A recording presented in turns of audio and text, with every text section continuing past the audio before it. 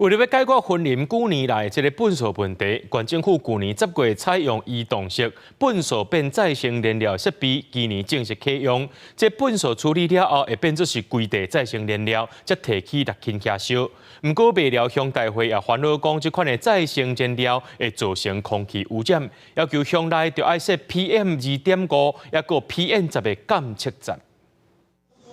森林馆推动移动式粪扫机械分选，一天会当处理200吨的粪扫，产生100至120吨的固体再生燃料，会当备予大塑料轻来代替烧土炭，嘛会当处理森林馆内各地掩埋场的粪扫。不过，即马未了乡大会烦恼讲，烧固体再生燃料可能嘛是会造成空气污染。因为麦寮地区是现在云林县唯一有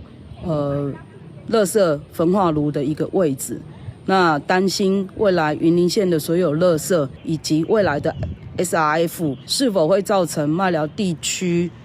所有的空气污染？未了乡大会表示，固体再生燃料是民生粪扫透过燃土炭等等的方式来制造的。 敢会伫咧烧的过程当中产生第二性、重金属这款物质，目前环保局并无说明。为了乡大会才会提案要求，爱加设 PM2.5加 PM10的监测系统。那以 SRF 作为燃料呢？因为它的含硫分和灰分都低于生煤，也因此所产生的硫氧化物和悬浮微粒都低于生煤，而且它的碳排放量也更低。环保局表示，烧固体再生燃料拢有监测频数，无论是排放硫氧化物，也是烟液，拢比烧土炭更较少，会当来推动净零碳排。因为目前6轻周边拢总有设10几个空气品质监测站，所有的资讯数据拢是公开的，民众会当随时来监督。记者王伟雄，云林报道。